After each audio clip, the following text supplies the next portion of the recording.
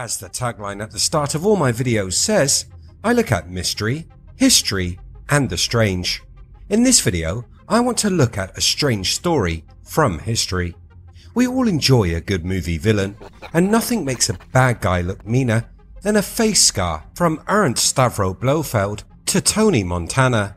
The image of a scarred face has long been a type of subliminal message that the person is bad, or at the very least not to be messed with. Why and where did this idea come from? Let's take a look. Welcome to IF, videos on history, mystery and the strange. Hit that subscribe button and ring the bell so you never miss a video again. The scar-faced villain has been a long-used movie, book and TV trope. So how did this come to be? Scars can change someone's appearance to make them look a little scarier or give others the impression that someone is willing to throw down with little regard for themselves. The scar being a warning of past altercations. Or could it be from an ancient German tradition which saw many high-ranking officers of the German army sporting such facial disfiguration during World War II? Most recently referenced in the Tarantino film Inglourious Basterds, starring Brad Pitt, in which the team of bastards capture and then carve a swastika into the forehead of Nazi Germans as a warning to others. So how did these men become scarred?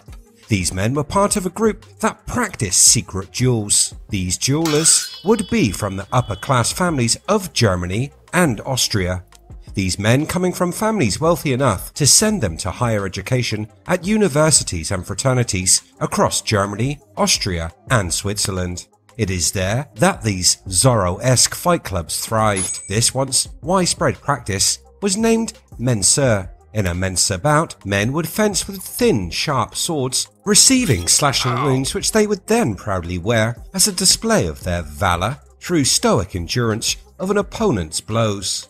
The practice of Mensur grew in popularity across Europe from the start of the 19th century. Post-World War II, the practice quickly fell out of favour. Maybe the horrors and injuries received during the global fight taught these aristocrats that their scars were more a sign of foolishness rather than courage. This has seemingly been forgotten as Mensur has been making a bit of a comeback. Today there are clubs popping up all over the place, and unlike those that come before, these wannabe Highlanders post their pics online. Many of the duellers paid the ultimate price for this bravado, death coming from a sword thrust to a vital organ like the heart or lungs. Permanent disability and disfiguration were more common, with men often losing eyes, ears and noses.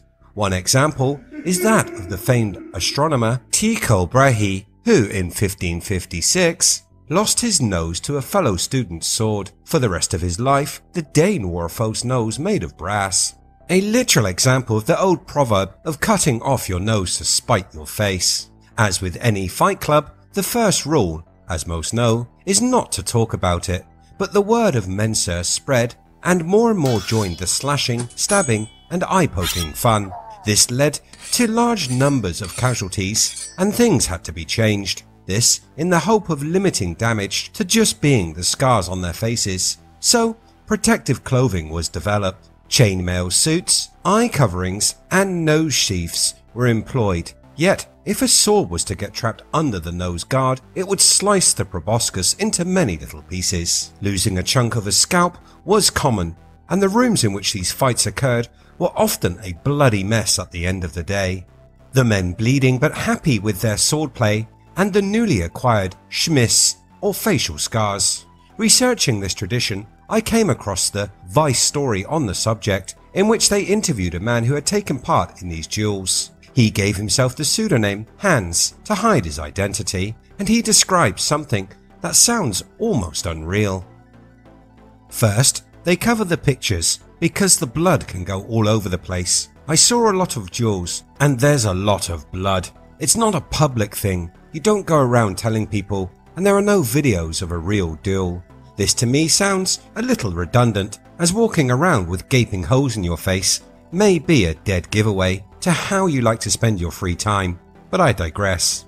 Hans went on to say, when the face is slashed, they pause to stitch it without anaesthetic. A doctor is always there. They don't use too many stitches because in a duel of honour, the man with the most stitches loses. Sometimes there are these huge cuts with only 2 or 3 stitches. It makes the scar a lot bigger. Back in the day, they ripped the wound apart or put horsehair in it so it would infect and become bigger. It was a big deal for men from the upper parts of society to have these scars. Fincher must have been inspired by this when in Fight Club, the unnamed lead character is running around trying to put together the plan of Tyler Durden and keeps running into members of the club, showing obvious injuries sustained when fighting. These men often given a subtle wink to indicate that they know who he is, as if their injuries hadn't already told him. And talking of these obvious injuries, in addition to being badges of courage, schmiss were often thought to be aphrodisiacs. We have all heard chicks dig scars. This, it seems, is an old saying, as Hans goes on to say that if you have a scar on your face, it is a sure thing to get a girl, and the worse it looks, the better it is for that girl. So just how do these fights start, and what are the rules? A duel begins in customary style, often initiated when one fencer tears his business card and hands it to an opponent.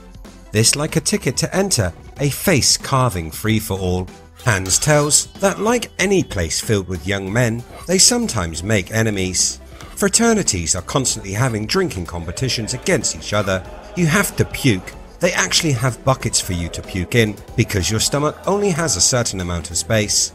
People always talk bad to each other when they drink.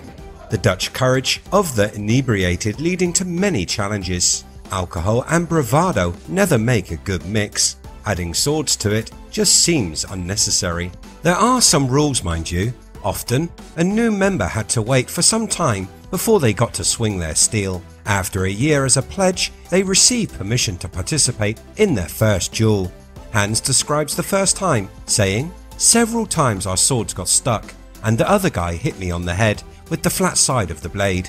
You're not allowed to move, but I got a little bit scared and flinched. Everyone said that's very dishonorable. Even if you see it coming, you have to take it like a man. There are always 5 hits, and then it's the next round. You have 25 or 30 rounds depending on the duel. We got stuck again on the next round, and I moved again, and they took me out of the duel. They said, you have to clean your honor in another duel. I was like, nah, peace out. They say it's not about winning, it's about standing up for your fraternity. They say that honor is important, but no one really cares about it. I have no fencing honor anymore, and I can live with that." This brings us to why many take part in what can only be called barbaric self-mutilation, because they see it as a way of learning self-control and how to deal with extreme situations. I think it also plays into the part of us when we're young, wanting to stand out and be something different. Today, that can range from crazy hairstyles and colours to tattoos and piercings. Body modification is on the rise, and some take this to the extreme. They say tattoos, piercing and skin implants are beautiful, and that the sometimes painful procedures used to create them can be emotionally and even spiritually uplifting. Procedures that make many wince, such as tongue bifurcation, subdermal implants, corset piercing and others, but there are more mainstream practices that have become somewhat the norm. Obviously, tattooing and ear piercing are prevalent, but medical procedures like breast implants and other cosmetic surgeries are in the same vein, but more accepted. It is a strange part of being human that we like and even enjoy things that harm us. This is nothing new and goes way back before the Mensur fencers. One thing that does not seem to change is that people will judge others on their appearance, and some people like to subvert these assumptions. Scars, tattoos and such like, challenging the social norms. Had you heard of this fight club? Have you been tattooed or pierced? Did you like the topic of the video, as it's a little different to what I usually cover? Let me know in the comments below. Hopefully you are all doing well. If you are in self-quarantine, my offer still stands. If you need a chat, drop me a message. Stay safe, stay strong. If we are to get through this, we really do need each other. Use this time to reach out to those that maybe you haven't been chatting to. Enjoy the time you have with loved ones and use it to reflect on how things were, because when we come out of this thing, I think the world will be a different place. I hope you enjoyed the video. If you like what I do here on the channel, hit that red button, like and share. You can catch the latest by searching We Are If. Thanks so much for watching. I'll see you next time.